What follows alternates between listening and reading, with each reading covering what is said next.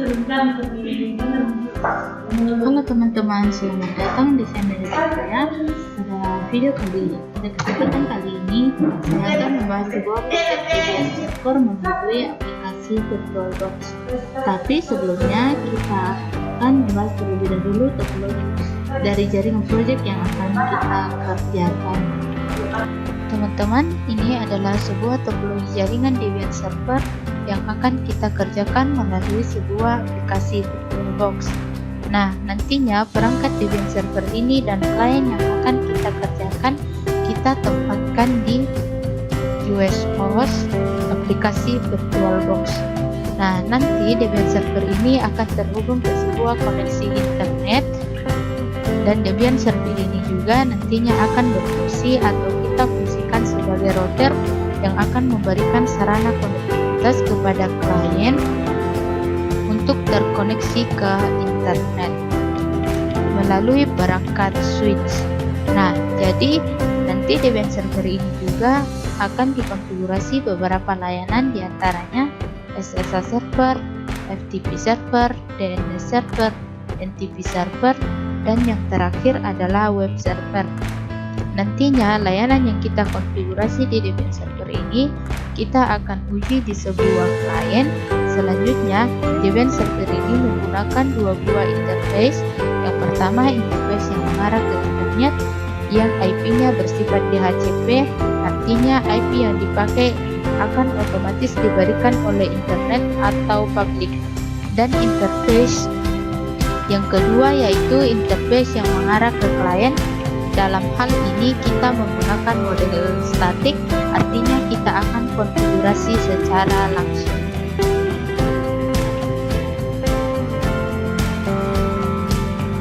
Oke, ini adalah aplikasi VirtualBox yang akan kita gunakan untuk mensimulasikan proyek Debian server.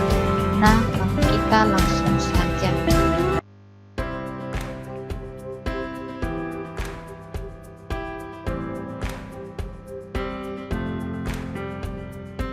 Oke, langkah selanjutnya adalah kita men-setting jaringan yang akan kita gunakan sebagai perangkat device seperti yang sudah saya jelaskan di topologi jaringannya.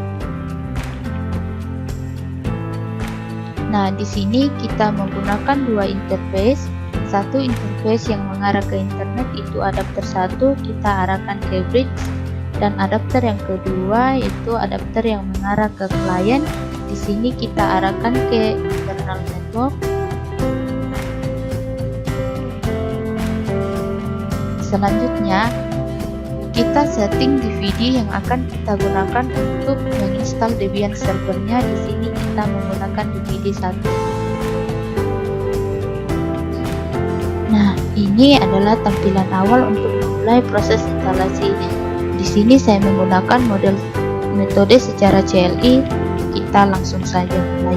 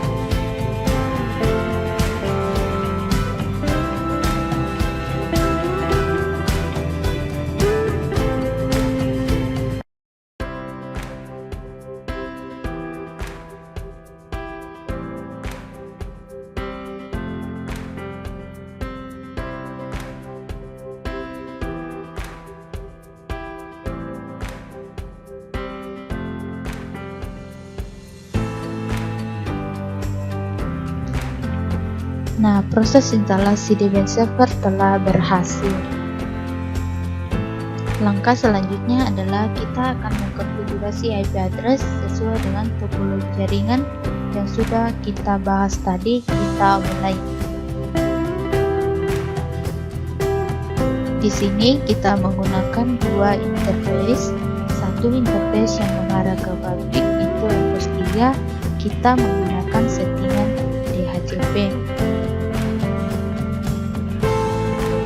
Dan yang berikut adalah interface yang mengarah ke klien itu Windows 3. Di sini kita menggunakan settingan secara statik. Di sini saya menggunakan IP 192.168.20.209. Nah, prefixnya nanti itu per 29.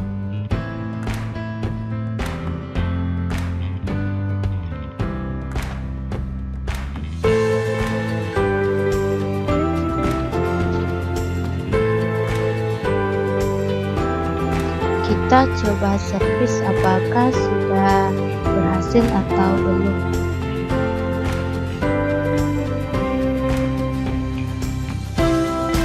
Oke, sudah muncul ya. Di sini sudah. Kita coba ping IP-nya.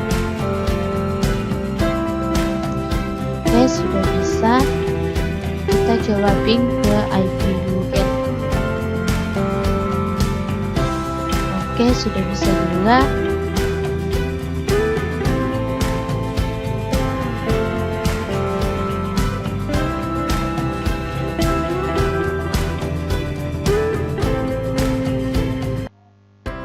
Oke, sudah bisa juga. Kita coba ping ke domain Google.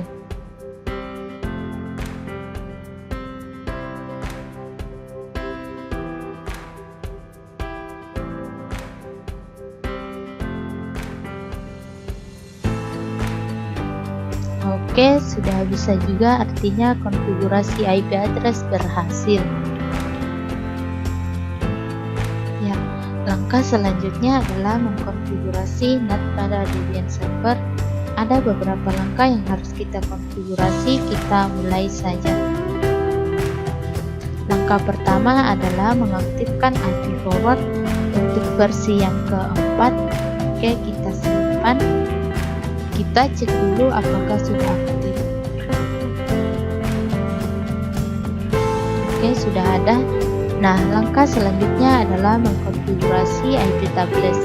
Sampai di sini sebenarnya kita sudah bisa memfungsikan perangkat sebagai router, cuma di sini sifatnya belum permanen. Jadi kalau misalnya Debian Server ini saya shutdown dan ketika saya aktifkan kembali, artinya konfigurasi yang sudah kita lakukan ini akan hilang. Nah, bagaimana supaya konfigurasi yang sudah kita lakukan tersimpan secara permanen? Ada beberapa langkah yang harus kita lakukan. Yang pertama adalah menginstal paket IP tablets min persistent.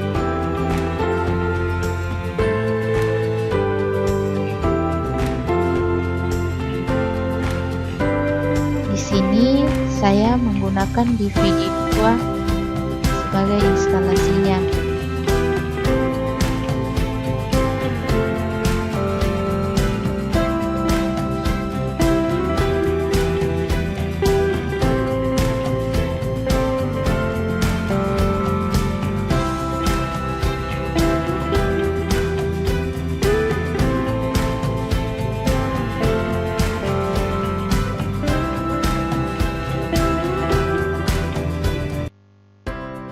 Nah, yang terakhir kita lakukan konfigurasi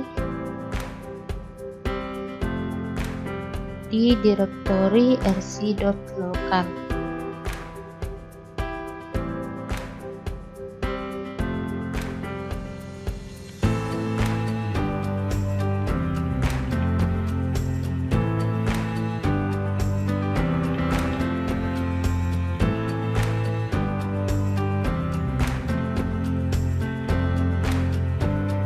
Sampai di sini proses instalasi NAT sudah selesai.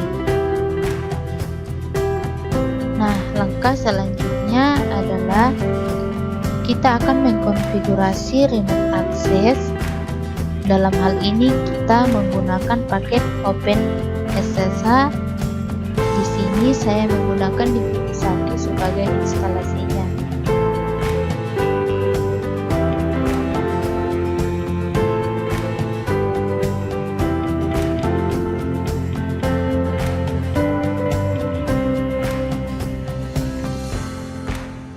Langsung saja kita install paketnya.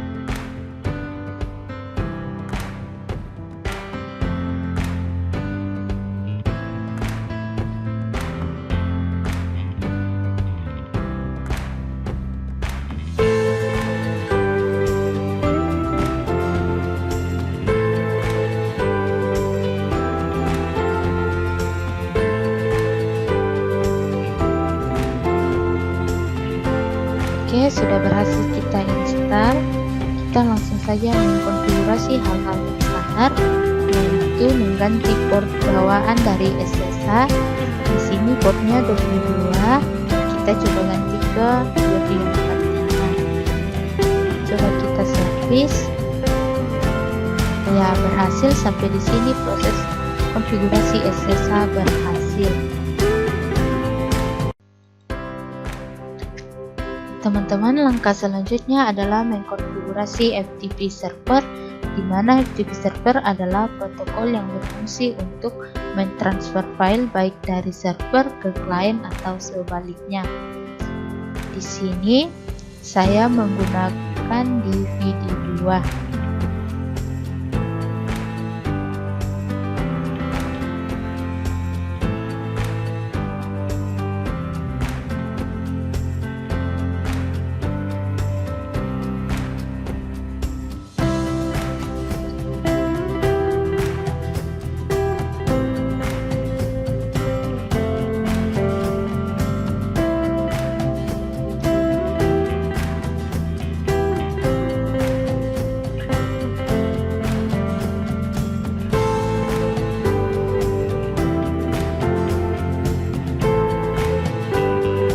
Oke, sudah selesai.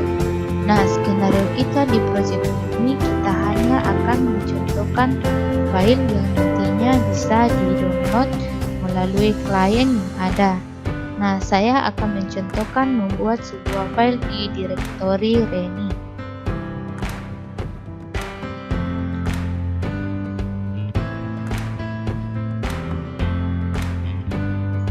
Oke, sudah selesai.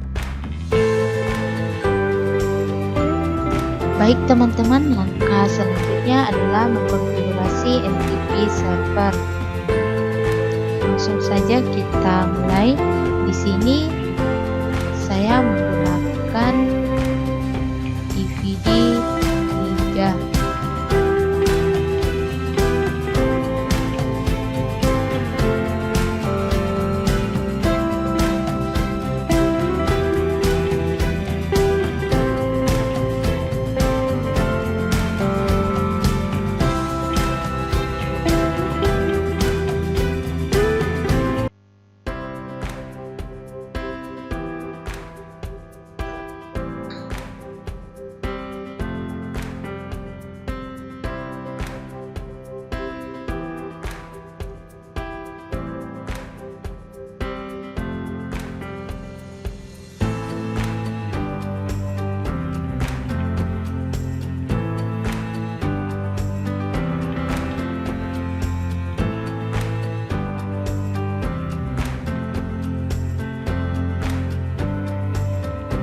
Oke, sudah selesai kita install.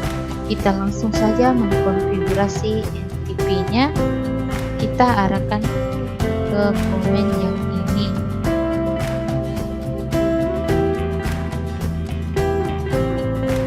Di sini kita kasih pagar di full 0 sampai full 3.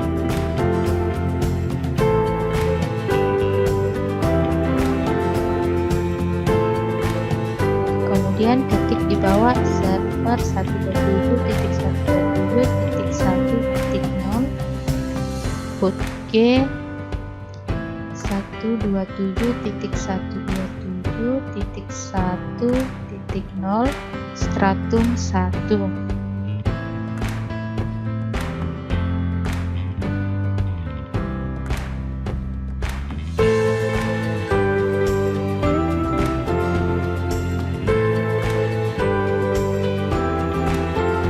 Teman-teman, ingat ya, di sini bukan IP servernya, tetapi IP network.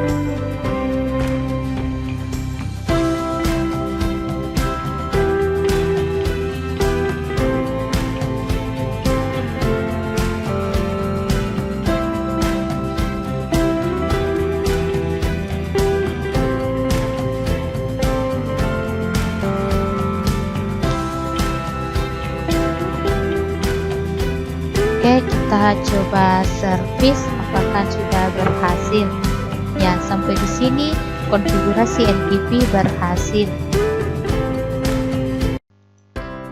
Nah, teman-teman, kita melangkah ke layanan server yang berikut, yaitu web server. Di sini saya menggunakan DVD2. Oke, kita langsung saja. Di sini saya menggunakan aplikasi Apache 2.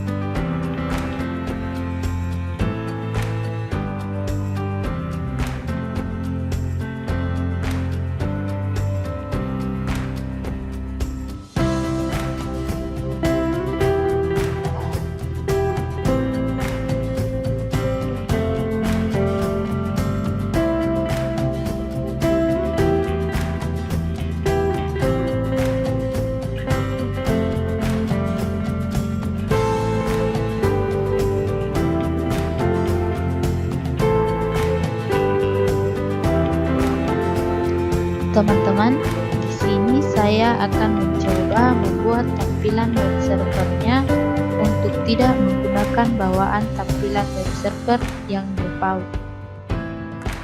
Jadi saya akan membuat tampilan tambahan.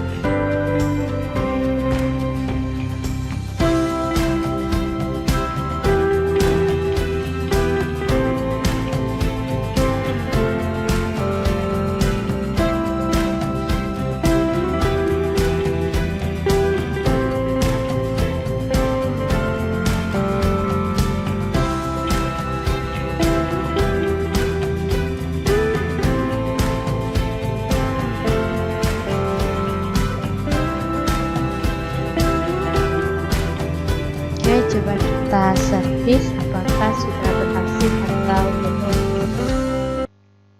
Nah, sudah bisa.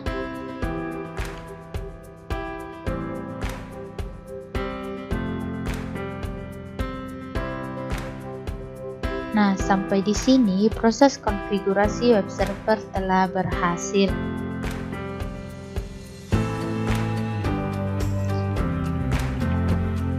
Nah, langkah selanjutnya adalah kita akan mengkonfigurasi layanan server yang terakhir, yaitu DNS. Di sini saya menggunakan DVD2.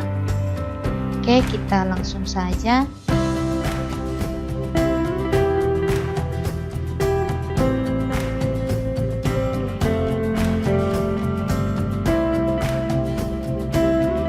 Di sini nama paketnya itu Binde9.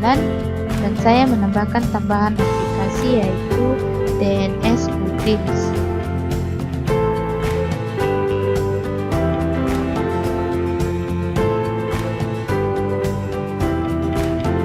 Oke, di sini muncul perintah error, tapi tidak apa-apa. Kita cukup tambahkan perintah apt minfix minbroken install.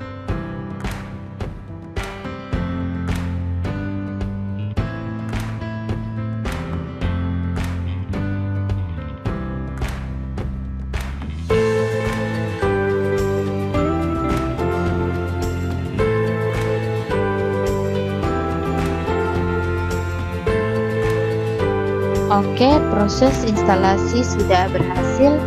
Nah, selanjutnya adalah mengkonfigurasi Windows. Sebenarnya ada beberapa langkah yang harus kita lakukan. Kita mulai saja dari langkah pertama.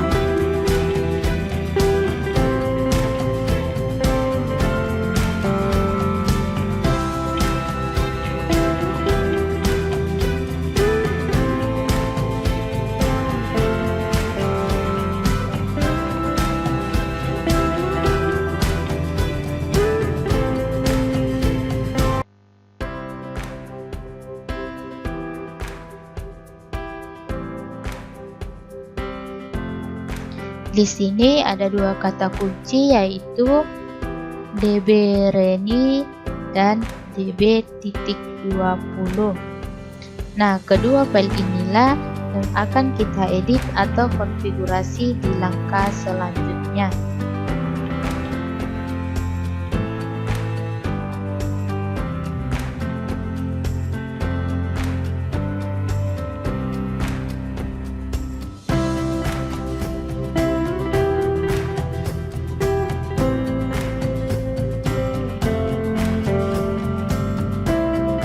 Oke, kita simpan.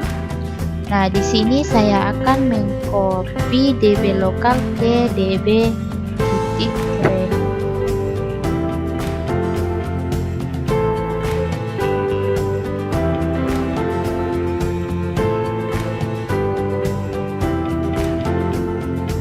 Nah, selanjutnya saya akan mengcopy db.127 ke db.20. Kita langsung saja.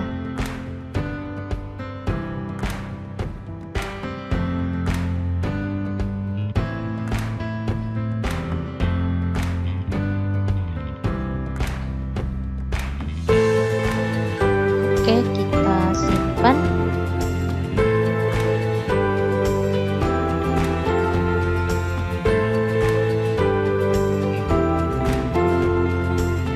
Nah, di sini kita ganti menjadi IP server.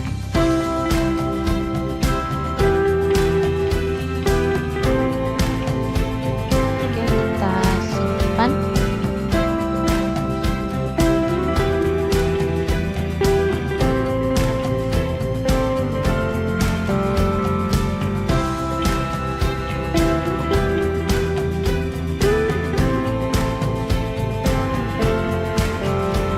Di sini IP yang kita pakai itu adalah IP Google.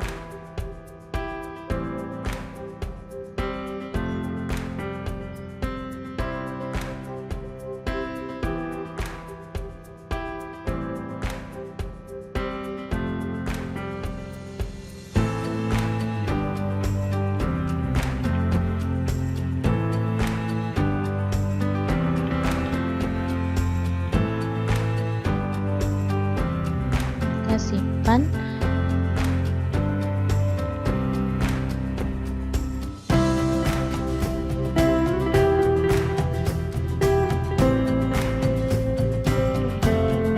Dari kedua perintah ini kita sedang mengaktifkan sebuah konfigurasi agar ketika layanan khususnya DNS dan web server diuji di kliennya nanti tidak langsung diarahkan ke publik. Tapi ketika si klien nanti merequest sebuah DNS atau domain lokal, dia hanya diarahkan ke DNS lokalnya, sehingga yang muncul nanti tampilan web server yang sudah kita setting di sesi-sesi sebelumnya. Nah, di sini kita menggunakan IP server.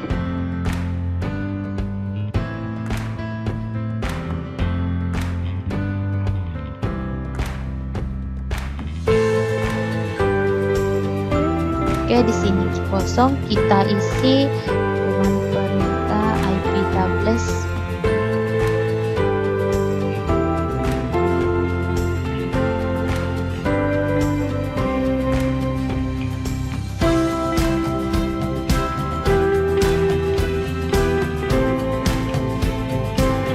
Oke, kita coba service apakah sudah bisa atau belum.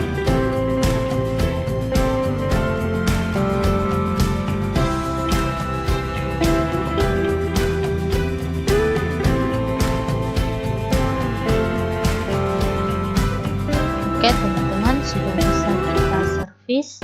Kita coba NS lookup.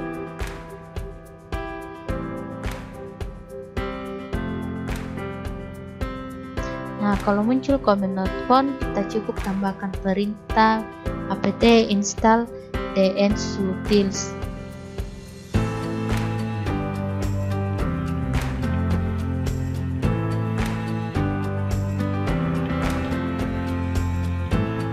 Nah, sudah muncul name dengan domain yang kita buat tadi.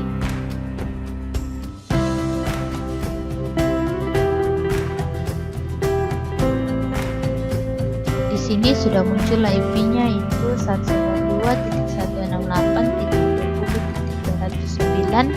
Nah, selanjutnya kita coba ping domain yang sudah kita buat tadi.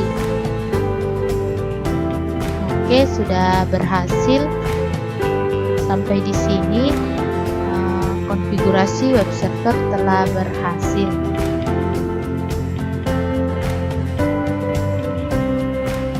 Baik teman-teman, kita akan menguji apakah semua layanan atau konfigurasi DBM servernya sudah berhasil atau belum. Nah, di sini kita akan menguji dari posisi klien. Saya menggunakan salah satu distro yaitu Linux Mint. Tapi sebelumnya saya harus pastikan dulu apakah si klien ini sudah tersetting dengan benar atau belum. Di sini saya sudah setting secara manual. Nah, IP-nya di sini saya kasih 192.168.30.310, posisinya sama profil 9. Sini saya arahkan ke IP server.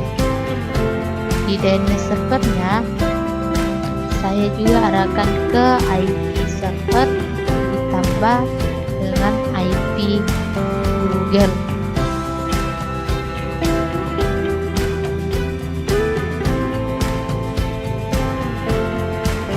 Oke, nah kalau sudah selesai kita coba testing apakah si klien sudah bisa terhubung dengan DNS. Oke, sudah berhasil. Nah, langkah selanjutnya kita akan menguji NAT.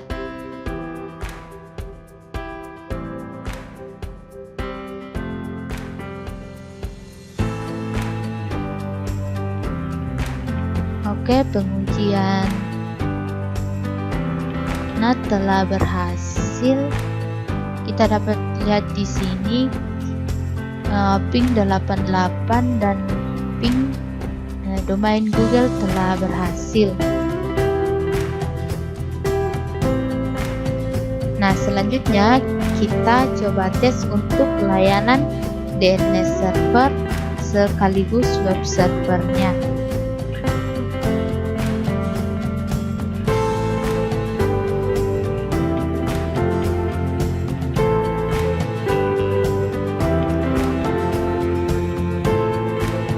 Sini saya coba arahkan ke domain lokal yang sudah kita buat di Debian server tadi.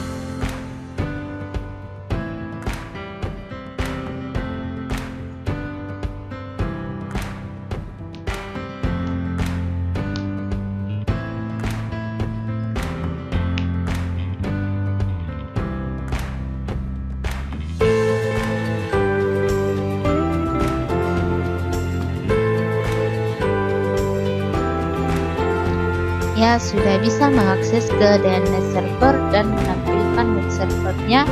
Artinya untuk DNS server dan web server sudah berhasil kita uji. Selanjutnya adalah SSH. Nah, di sini saya mau menggunakan uji coba secara CLI. Oke, kita coba.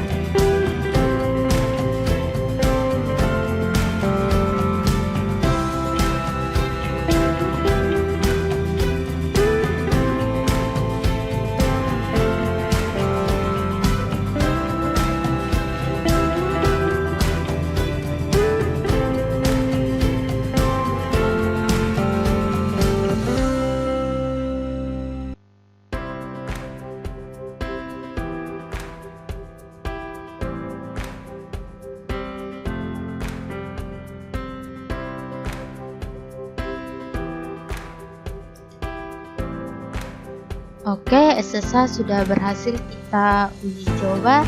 Di sini kita bisa lihat bahwa sudah berada di posisi servernya. Selanjutnya, kita coba menguji FTP. Nah, di sini skenario kita adalah mendownload file yang sudah kita buat di server tadi. Tapi sebelumnya kita akan download dulu sehingga file tersebut akan ditransfer ke client ini. Kita coba secara CLI saja.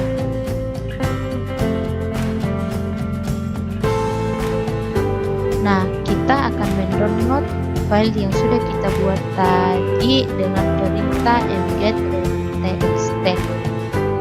Oke, transfer komplit artinya kita sudah bisa mendownload file yang ada di Debian servernya. Kita akan coba lihat di sini apakah sudah ada atau belum. Nah, oke, di sini sudah ada filenya, artinya sudah berhasil kita uji. Dan yang terakhir adalah kita akan coba menguji layanan NTP server. Kita menggunakan perintah ntp-d.